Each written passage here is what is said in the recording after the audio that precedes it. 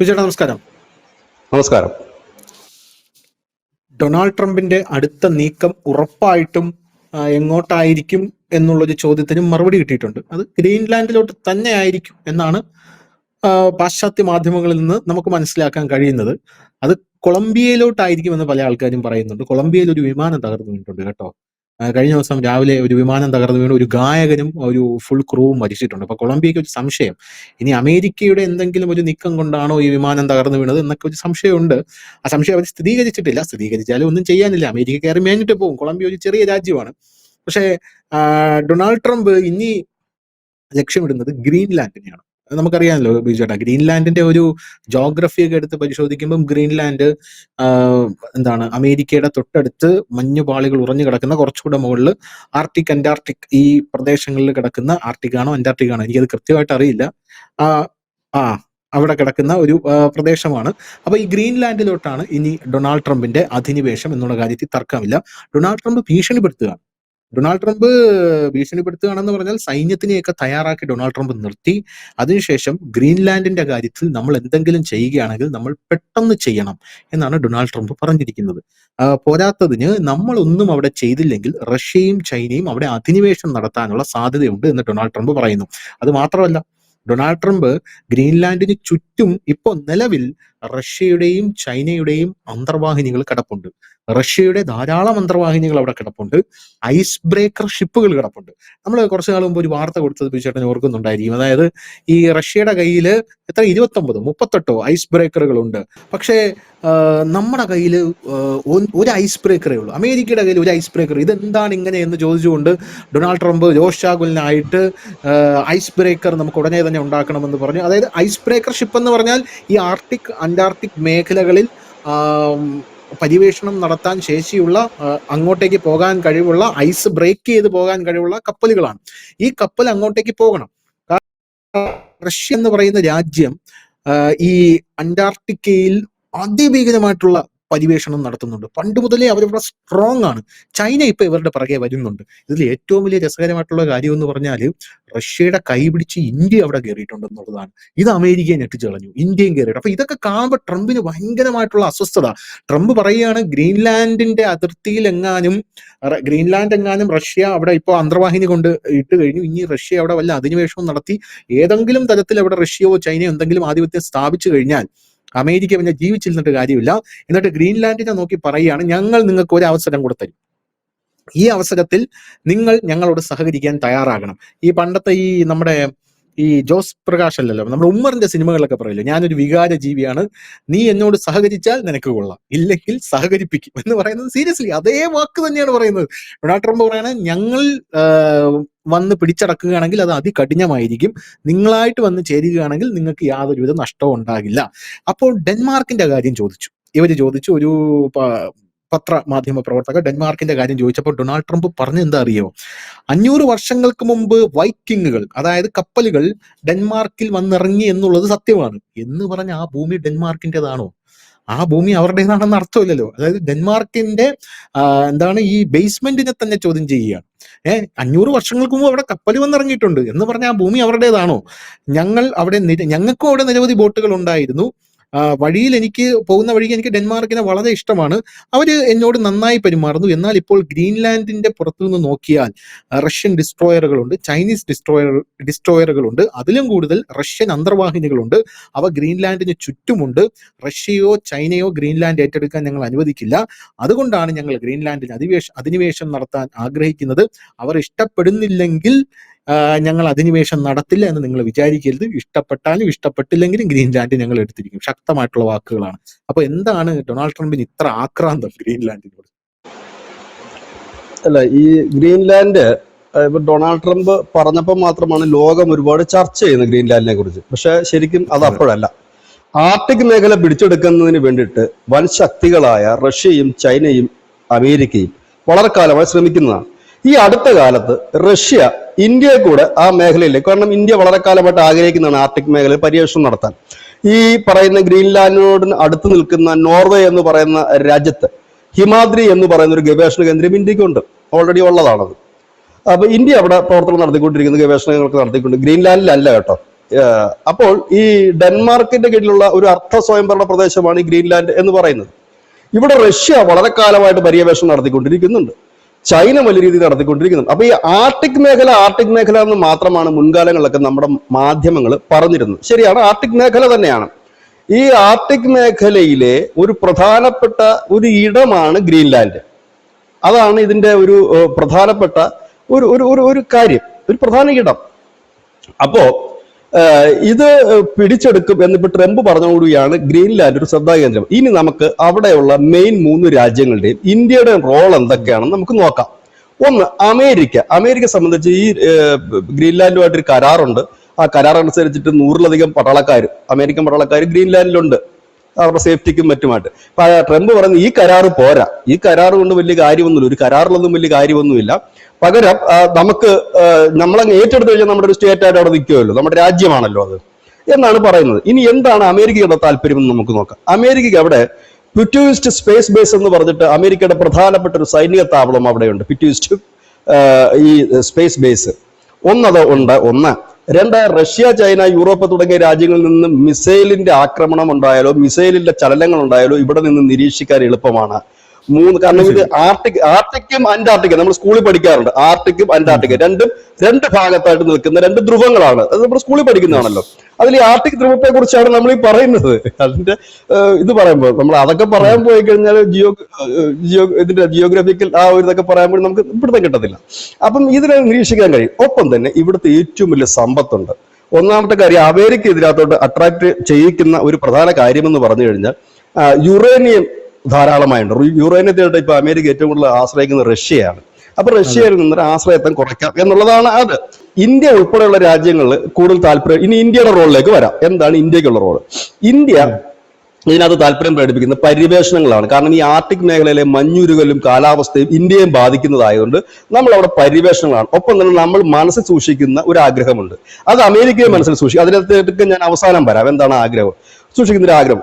ചൈനയെ സംബന്ധിച്ച് ചൈനയും ഈ പര്യവേഷണങ്ങളും കാര്യങ്ങളും ഒക്കെയാണ് ഇവരുടെ എല്ലാം മനസ്സിലുള്ള, ഇന്ത്യ ഒഴിച്ച് ബാക്കിയുള്ള 3 രാജ്യങ്ങളുടെ മനസ്സിൽ ഇവിടുത്തെ അളവറ്റ എണ്ണ സമ്പത്ത്, അളവറ്റ റയർ മെറ്റൽ സമ്പത്ത്, യുറേനിയം സമ്പത്ത് ഇതൊക്കെ എടുക്കുക.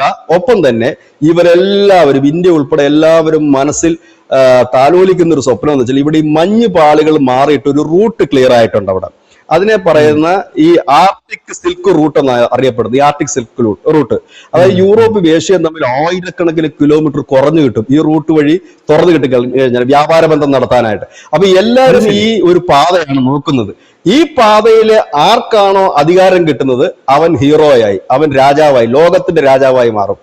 ഇതിനാണ് പണി നടത്തുന്നത്. അപ്പോൾ എന്തുകൊണ്ട് ആർട്ടിക് സിൽക്ക് റൂട്ട് എന്നാണ് അതിന് പറയുന്നത്. അപ്പൊ ഈ പാത പിടിക്കുക എന്നുള്ളതാണ് ലക്ഷ്യം. ഇപ്പൊ നിലവിൽ അവിടെ പ്രശ്നങ്ങളൊക്കെ ഉണ്ട്. അപ്പൊ കഴിഞ്ഞ ദിവസം ഈ ഷിപ്പുകളൊക്കെ അവിടെ കൊണ്ടിടുകയൊക്കെ ചെയ്തിരുന്നു. അവിടെ ഏറ്റവും കൂടുതൽ ഈ പറയുന്ന ഐസ് ബ്രേക്കർ ഉള്ളത് റഷ്യക്കാണ്. ആണവോർജ്ജത്തിൽ പ്രവർത്തിക്കുന്ന ഒരേ ഒരു ഐസ് ബ്രേക്കറേ ലോകത്തുള്ളൂ, അത് റഷ്യക്കുള്ളതാണ്. അതും ഇവിടെ കൊണ്ടിട്ടിട്ടുണ്ട്, ആണവോർജ്ജത്തിൽ പ്രവർത്തിക്കുന്നത്. ഇനി ഇന്ത്യയുമായിട്ട് ഒരു റലോസ് കരാർ നമ്മളുടെ ഈ റഷ്യ ഒപ്പുവെക്കുകയുണ്ടായി. ആ കരാറിന് ഒരു ഭാഗം നമ്മളിവിടെ ചർച്ച ചെയ്തതാണ്. എന്തായിരുന്നു ആ കരാറിൽ പറഞ്ഞിരുന്ന കാര്യം? കരാറിൽ പറഞ്ഞതെന്ന്, ആർട്ടിക്കിൽ നിങ്ങൾക്ക് യഥേഷ്ടം പര്യവേഷണം നടത്താൻ കഴിയും. ഞങ്ങളുടെ ഗവേഷണ കേന്ദ്രവും ഞങ്ങളുടെ പോർട്ടുകളും മറ്റും നിങ്ങൾക്ക് എപ്പോ വേണമെങ്കിലും ഉപയോഗിക്കാം. ഞങ്ങളുടെ ഷിപ്പുകൾ നിങ്ങളുടെ അടുത്തും വരും, നിങ്ങളുടെ ഷിപ്പുകൾ അങ്ങോട്ടും വരും. അത് ഏത് സമയം യഥേഷ്ടം യൂസ് ചെയ്യാൻ കഴിയും. നിങ്ങൾക്ക് ഞങ്ങൾ ഐസ് ബ്രേക്കർ 4 എണ്ണമാണ് തരുന്നത്. ഇത് കൂടാതെ നിങ്ങളുടെ സൈനികർക്ക് ഞങ്ങൾ ആർട്ടിക് മേഖലയിലും മഞ്ഞുപാളികൾക്കിടയിലും, അതായത് ആർട്ടിക് മേഖലയിലെ മഞ്ഞുപാളികൾക്കിടയിലും ഞങ്ങൾ നിങ്ങൾക്ക് സൈനിക പരിശീലനം നൽകും എന്ന് ആ കരാറിൽ എടുത്തു പറയുന്നുണ്ട്. എന്തിനാണ് റഷ്യ അത് ചെയ്യുന്നത്? ഇന്ത്യക്ക് എന്തായാലും നിലവിൽ ഐസ് ബ്രേക്കർ അന്തർവാഹിനിയുടെ ആവശ്യം നിലവിലില്ല. എന്തായാലും പാകിസ്ഥാന് ടോർപ്പിഡോ വെക്കാൻ നമുക്ക് ഐസിനടി കൂടെ പോകേണ്ട ആവശ്യമില്ല. പിന്നെയുള്ള നമുക്ക് ഐസ് എന്ന് പറയുന്നത് നമ്മുടെ അതിർത്തി, നമ്മുടെ ഹിമാലയൻ അതിർത്തിയാണ്. അവിടെ അന്തർവാഹിനിയുടെ ആവശ്യമില്ലല്ലോ. അപ്പോ ഈ പറയുന്ന സാധനങ്ങളാണ് നമുക്ക് നൽകുന്നത്. ഇതിന്റെ കാര്യം എന്താണെന്ന് വെച്ചാൽ അത് കുറച്ചുകൂടി ലളിതമാണ്. ചൈന ഇവിടെ വളരെ കാലമായിട്ട് ഈ റൂട്ടിന് വേണ്ടിയിട്ടും ഇവിടുത്തെ ധാതു സമ്പത്ത് ലക്ഷ്യമാക്കിക്കൊണ്ട് ചൈന ഒരു വലിയ നീക്കം നടത്തുന്നുണ്ട്. റഷ്യയും ഉണ്ടെങ്കിൽ പോലും റഷ്യക്ക് ചൈനയെ നമ്പിക്കൊണ്ട് പോകാൻ കഴിയില്ല. കാരണം റഷ്യക്ക് ഇത് മുമ്പോട്ട് കൊണ്ടുപോകണമെങ്കിൽ എന്ത് വേണം? പണം ആവശ്യമാണ്. ചൈനയുടെ ചോദിച്ചാൽ ചൈന പണം കൊടുക്കുവോ റഷ്യക്ക് ഈ പണിക്ക്? ചൈന കൊടുക്കത്തില്ല. കാരണം അവൻ ഈ റൂട്ട് പിടിക്കാൻ അവൻ നിൽക്കുകയല്ലേ. അപ്പൊ എന്ത് പറ്റും? ഇന്ത്യയെ കൂടെ കൂട്ടുക, പണമുള്ളവരത്തിനെ കൂടെ കൂട്ടുക, പിന്നെ വിശ്വസിക്കാൻ കൊള്ളാവുന്നവരത്തിനെ കൂട്ടുക, പിന്നെ അത്യാവശ്യം സൈനിക ബലവും ഉണ്ട്. അപ്പൊ ഇവനെ കൂടെ കൂട്ടിക്കൊണ്ട് പോകുക. അതാണ് റഷ്യ ചെയ്തിരിക്കുന്നത്. ഇപ്പൊ മനസ്സിലായില്ലേ, എല്ലാവർക്കും പ്രാധാന്യം അറിയിക്കുന്നതാണ്. ഇന്ത്യക്കും വെറുതെ മാറിയിരിക്കാൻ കഴിയില്ല. കാരണം ഇതിനകത്ത് ഞാൻ കാണുന്ന സാധനം ഇവര് മൂന്നുപേരും കൂടെ ഒന്നിച്ചിട്ട് പിന്നെ പങ്കിടാനേ നടക്കത്തുള്ളൂ. ഇല്ലെങ്കിൽ എല്ലാവരും കൂടെ ചേർന്നൊരു ഫോർമുല ഉണ്ടാക്കുക, ഈ റൂട്ട് നമുക്ക് ഇങ്ങനെയൊക്കെ പങ്കിട്ടെടുക്കാം. കാരണം ഓരോരുത്തർ ടോൾ ബൂത്ത് കണക്ക് വെച്ചാൽ മതിയല്ലോ. ഈ കപ്പൽ കടന്നു പോകുന്നത് തന്നെ വലിയൊരു ഇൻകമാണ് ഓരോ രാജ്യത്തിന്, സമുദ്രാതിർത്തി വഴി കടന്നു പോകുമ്പോൾ. അത് ഇങ്ങനെ എടുത്താൽ മതിയല്ലോ. ഇല്ലെങ്കിൽ ഇങ്ങനെ നമുക്ക് എല്ലാവരും കൂടെ ഒന്നിച്ച് ഖനനം ചെയ്യാം, അങ്ങനൊന്നും ആരും ചിന്തിക്കത്തില്ല. ഇനി ഇവിടെ മറ്റൊരു കാര്യം കൂടി ഉണ്ട്. വേണമെങ്കിൽ റഷ്യക്ക് അമേരിക്കക്ക് ചെക്ക് വെക്കാൻ കഴിയും. അലാസ്ക എന്ന് പറയുന്ന റഷ്യയുടെ ഒരു അതിർത്തി പ്രദേശമുണ്ട്. പണ്ട് അമേരിക്ക പൈസ കൊടുത്ത് മേടിച്ചത് 1887 അലാസ്ക, 1867 അലാസ്കയെ വിൽക്കുകയായിരുന്നു അമേരിക്കയ്ക്ക്. അന്ന് അവർ $72 കോടി ഈ അലാസ്ക വാങ്ങുന്നത്. റഷ്യയുടെ അതിർത്തി പ്രദേശമാണ്. ഇത് ഈ ആർട്ടിക്കിന്റെ ഭാഗമാണ്. ഇതും ആർട്ടിക്കിന്റെ ഭാഗം, ഇതും ആർട്ടിക്കിന്റെ ഭാഗമാണ്. ഇവിടെയും എണ്ണ സമ്പത്തുണ്ട്. അമേരിക്കയിൽ ഏറ്റവും കൂടുതൽ എണ്ണ ഖനനം ചെയ്യുന്ന സ്ഥലം അലാസ്കയാണ്. ഗോൾഡ്, സിൽവർ എല്ലാം ഉണ്ട്. അപ്പം റഷ്യയെ സംബന്ധിച്ച് ഈ 2025 റഷ്യ ഇവിടുത്തെ വ്യോമാതിർത്തി ലംഘിക്കുന്നത് പോലൊക്കെ കുറെ അഭ്യാസം കാണിച്ചിരുന്നു. ഈ വ്യോമാതിർത്തി ഇല്ല എന്നാണ് പറയുന്നത്, പക്ഷെ ലംഘിക്കുന്ന കണക്ക് കുറെ അഭ്യാസങ്ങൾ കാണിച്ചു. അതെന്തിനാണെന്ന് അറിയാവോ? ഇവിടെ ഗ്രീൻലാൻഡിലേക്ക് ഒരു ചൂട് വെച്ചാൽ ഇപ്പുറത്തൊരു ചെക്ക് വെക്കാനുണ്ട് അവർക്ക്. രണ്ടും ഒരേ സ്ഥലത്തിന്റെ ഭൂപ്രദേശം തന്നെയാണ് രണ്ടിടത്ത്. കാരണം അമേരിക്കയെ സംബന്ധിച്ച് അലാസ്ക എന്ന് പറഞ്ഞാൽ അവരുടെ ഏറ്റവും വലിയ എണ്ണ സമ്പത്ത് കിട്ടുന്ന സ്ഥലമാണ്. അപ്പൊ അങ്ങനെ ഒന്നുണ്ട്. ഇനി ഇവിടുത്തെ ജനസംഖ്യയോട് നമുക്കൊന്ന് പരിശോധിക്കാം. ഇത് എങ്ങനെ എളുപ്പത്തിൽ കൈവെക്കാൻ പറ്റുന്നതാണോ ഇല്ലയോ എന്നുള്ളതോട് നോക്കാം. അലാസ്കയുടെ വലിപ്പം എന്ന് പറഞ്ഞാൽ 1.7 ദശലക്ഷം ചതുരശ്ര കിലോമീറ്റർ ആണ്. അവിടെ ആകെ താമസിക്കുന്ന 7,33,000 പേരാണ്. അതായത് അതിന്റെ ബഹുഭൂരിപക്ഷം സ്ഥലവും ഈ ഇത് കണക്കുള്ള മഞ്ഞുപാളികളും മറ്റതും നിറഞ്ഞു കിടക്കുന്നു എന്നുള്ളത് തന്നെയാണ് ഖനനവും മറ്റും നടക്കുന്ന പ്രദേശം. ഇനി ഗ്രീൻലാൻഡിലേക്ക് വരുമ്പോൾ ആകെ താമസിക്കുന്ന 57,000 പേരാ. അത് തന്നെ 2.16 ചതുരശ്ര കിലോമീറ്റർ മാത്രമേ ഉള്ളൂ ആ ഒരു പ്രദേശം. അപ്പം ഇത് രണ്ടിടത്തും വലിയ ആൾനാശമില്ലാതെ അറ്റാക്ക് ചെയ്യാൻ കഴിയും എന്നുള്ളതാണ് ഒന്ന്. പിന്നെ മറ്റേ ഈ അലാസ്കയിലേക്ക് വരുമ്പോൾ കഥ പിന്നെയും മാറും. കാരണം അവിടെ അമേരിക്കൻ സേന തന്നെയാണ് അവിടുത്തെ സെക്യൂരിറ്റി നോക്കുന്നത്. ഗ്രീൻലാൻഡിലേക്ക് വരുമ്പോഴത്തേനും ഇവിടെ എല്ലാവർക്കും കയറി കൈവെക്കാൻ കഴിയും. അപ്പൊ ഗ്രീൻലാൻഡ് എന്ന് പറയുന്നത് ഈ വെനസുലയിലെ മഡൂറോയെ പിടിച്ചെടുക്കുക എളുപ്പമായിട്ട് അമേരിക്കയ്ക്ക് കൈവെക്കാനോ പിടിച്ചെടുക്കാനോ പറ്റുന്നൊരു പ്രദേശമല്ല. ഇപ്പൊ അതിന്റെ ഒരു സീരിയസ്നെസ് മനസ്സിലായിട്ടുണ്ടാകുമല്ലോ, എന്താണ് അതിന്റെ പ്രാധാന്യമെന്ന്, അതിന്റെ സീരിയസ്നെസ് മനസ്സിലാകുന്നു. ഇതിൽ കളിക്കാർ നേരത്തെ തന്നെ കളത്തിൽ ഇറങ്ങിയവരാ, പുതിയ കളിക്കാർ ആരും ഇല്ല ഇതിനകത്ത്. കാരണം ഈ ആർട്ടിക് മേഖല പണ്ട് തൊട്ടേ ഒരു യുദ്ധ മേഖലയാണ്. അതിൽ ഏത് നിമിഷവും അടി പൊട്ടാവുന്ന അവസ്ഥയാണ്. കാരണം അവിടെ പ്രധാനപ്പെട്ട വമ്പന്മാരൊക്കെ പണ്ടേ കൈവച്ചിട്ടുള്ള രാജ്യമാണ്, അല്ല ഒരു പ്രദേശമാണത്. ഈ ഖനനത്തിനായിട്ടും പരിവേഷണങ്ങൾക്കായിട്ടും ഒക്കെ ഇന്ത്യയെ സംബന്ധിച്ച് പ്രാധാന്യമുണ്ട്. ഹിമാദ്രി എന്ന് പറയുന്നത് നമ്മുടെ നോർവേയിലുണ്ട്. ഈ നോർവേയും ഈ പറയുന്ന ഗ്രീൻലാൻഡും തമ്മിൽ വലിയ ദൂരമില്ല. നോർവേയും പിന്നെ ഈ പറയുന്ന ഡെൻമാർക്കും തമ്മിൽ വലിയ ദൂരമില്ല. ഇങ്ങനെയൊക്കെ കിടക്കുന്ന ഒരു പ്രദേശം. ഇവിടെ ഒരു രണ്ട് കാര്യങ്ങൾക്ക് വേണമെങ്കിൽ ചെയ്യാം. ഒന്ന്, ഈ ഗ്രീൻലാൻഡിലേക്ക് അമേരിക്ക നീങ്ങുകയാണെങ്കിൽ റഷ്യക്ക് വേണമെങ്കിൽ അമേരിക്ക ഒന്ന് തടയിടുന്നതിന് വേണ്ടി അലാസ്കയിലേക്ക് ഒരു മൂവ്മെന്റ് നടത്താൻ കഴിയും. സിമ്പിളായിട്ട് തന്നെ ചെയ്യാവുന്നതേ ഉള്ളവർക്ക്. കാരണം റഷ്യയും അലാസ്കയും തമ്മിലുള്ള ദൂരം തന്നെ 54 കിലോമീറ്ററാണ്. അപ്പൊ അങ്ങനെ വേണമെങ്കിൽ ഒന്ന് ചെയ്യാൻ കഴിയും. ഇനി ചൈനയ്ക്ക് ഇപ്പോഴത്തെ ഒരു സാഹചര്യത്തിൽ ഒറ്റയ്ക്ക് നേടുക അസാധ്യമാണ്. കാരണം ചൈനയെ ബ്ലോക്ക് ചെയ്യാനാണ് ഈ അമേരിക്ക ഈ പണി മുഴുവൻ ചെയ്യുന്നതെന്നാണ് മുൻപൊക്കെ അമേരിക്കൻ മാധ്യമങ്ങൾ എഴുതിയിരുന്നത്. എനിവേ, അങ്ങനെയാണെങ്കിലും ചൈനയ്ക്ക് ഇപ്പോൾ ഒറ്റയ്ക്ക് ഇതെല്ലാം കൂടെ എടുത്തുകൊണ്ട് ഓടാൻ നടക്കുന്ന കേസല്ല. ഇവിടെ ഇപ്പോൾ എന്ത് പറ്റും? നിലവിൽ ഇന്ത്യയെ കൂടെ ഇതിന്റെ പാർട്ടാക്കിയുണ്ട്. അത് മാത്രമല്ല, ഇന്ത്യയെ കൂടെ ചേർത്തുകൊണ്ട് ഒരു കരാർ തന്നെ വെച്ചു പുടിൻ. ഇതിനകത്ത് ഒരു നോർത്തേൺ സീ റൂട്ട് ഉണ്ട്, റഷ്യയുടെ ഇത് നോർത്തേൺ സീ റൂട്ട്. അതിൽ ഇന്ത്യൻ പങ്കാളിയാക്കി. ഇപ്പൊ ഈ നോർത്തേൺ സീ റൂട്ടിൽ ഇന്ത്യൻ കൂടെ പങ്കാളിയാക്കി കഴിഞ്ഞപ്പോഴത്തേക്കും എന്ത് പറ്റി? ഇതിനകത്ത് ഇന്ത്യയും ഒരു ഭാഗമായി മാറിക്കഴിഞ്ഞിരിക്കുന്നു. നോർത്ത് പോൾ അലയൻസ് എന്ന അതിന്റെ പേര്, നോർത്ത് പോൾ അലയൻസ്. ഈ നോർത്ത് പോൾ അലയൻസിൽ ഇന്ത്യ ഇല്ലായിരുന്നു. ഇപ്പൊ ഇന്ത്യയെ കൂടെ അത് പങ്കാളിയാക്കി. അത് ഈ റൂട്ടിന് വേണ്ടിയിട്ടാണ് പങ്കാളിയാക്കിയത്. അതായത് ഇതിനകത്ത് സംഭവം എന്ന് വെച്ചാൽ ഒറ്റയ്ക്ക് ആർക്കും, നമ്മള് പച്ചവെള്ളത്തിൽ പറഞ്ഞില്ല, ഞാൻ നിന്നെ ഒറ്റയ്ക്ക് ഇത് തീറ്റിക്കത്തില്ല എന്ന് പറയുന്ന അതാണ് സിമ്പിൾ സാധനം. അതാണ്, ഞാൻ നിന്നെ ഇത് ഒറ്റയ്ക്ക് കഴിക്കാൻ വിടില്ല. കഴിക്കുകയാണെങ്കിൽ നമ്മൾ ഒന്നിച്ച്, ഇല്ലെങ്കിൽ നമ്മൾ ആരും ഇത് കഴിക്കത്തില്ല. ഇത് മൊത്തം നാശാവശമായി പോവില്ല. ഇതാണ് അതിനകത്തെ കഥ. അപ്പൊ ഇതിപ്പം ഗ്രീൻലാൻഡ് പിടിക്കുക എന്ന് പറഞ്ഞാൽ മഡൂറോയെ പിടിച്ച് നമുക്ക് സിമ്പിൾ ആണോ? ഒരിക്കലുമല്ല. നിലവിൽ വാർഷിപ്പുകൾ അടക്കം കൊണ്ട് റഷ്യയെ വിട്ടിട്ടുണ്ട്, ചൈനയെ വിട്ടിട്ടുണ്ട്, ഇന്ത്യ പിന്നെ വാർഷിപ്പ് ഒന്നും ഇട്ടിട്ടില്ല. ഇന്ത്യയുടെ ഹിമാദ്രി അടക്കമുള്ള പരിവേഷണ സംഘങ്ങളുണ്ട്. ഇന്ത്യക്ക് ഇപ്പൊ ഓപ്പണായിട്ട് അവിടെ ഐസ് ബ്രേക്കർ ഉൾപ്പെടെ കൊടുത്തുകൊണ്ട് ഈ ഹിമപാളികൾക്കിടയിൽ കൂടെ പോകുന്ന അന്തർവാഹിനികൾ അടക്കം കൂടുതൽ നൽകാൻ ഒരുങ്ങിക്കൊണ്ട് റഷ്യയും ഇന്ത്യയെ കൂടെ അങ്ങോട്ട് കൊണ്ടുപോയിക്കൊണ്ടിരിക്കുകയാണ്. അപ്പൊ ഇപ്പൊ മനസ്സിലായില്ലേ, ലോകത്തെ പ്രധാനപ്പെട്ട 4 വൻശക്തികളുടെ അവിടുത്തെ ഒരു കളി മനസ്സിലായില്ലേ? ഇതാണ് ഈ ഗെയിം. ഇതാണ് ഇതിന്റെ യഥാർത്ഥ വശം. ഇനി പിന്നെ എനിക്ക് തോന്നുന്നു ഇത്രയും ഒരു സങ്കീർണമായ ഒരു വിഷയമായതുകൊണ്ടായിരിക്കും മാധ്യമങ്ങൾ അത്രയും വളരെ വിശദമായിട്ട് അത് ചർച്ച ചെയ്യാത്തത്. അല്ല, ഇതില് തന്നെ അതെനിക്ക് അറിയാം, അന്റാർട്ടിക്കയിൽ ഈ സംഭവം അറിയാം, ഇന്ത്യക്ക് അതുവഴി പസഫിക് വഴി റൂട്ട് ഉണ്ടെന്നൊക്കെ അറിയാം. പക്ഷേ ഈ ആർട്ടിക് സിൽക്ക് റൂട്ടിന്റെ ആ കഥയൊക്കെ ഞാൻ ആദ്യമായിട്ട് കേൾക്കുക. അപ്പൊ അതിനെക്കുറിച്ച് ഇനി വിശദമായിട്ട് പഠിക്കണം, എന്താണ് അതിന്റെ സ്റ്റോറി എന്നും അത് റൂട്ടും ജോഗ്രഫിയൊക്കെ കൃത്യമായിട്ട് പഠിച്ചാലേ ഇനി അതിന്റെ സെറ്റപ്പ് എന്താണെന്ന് മനസ്സിലാവും. എന്തായാലും നല്ല ഇൻട്രസ്റ്റിംഗ് ആയിരുന്നു. താങ്ക് യു ചേട്ടാ.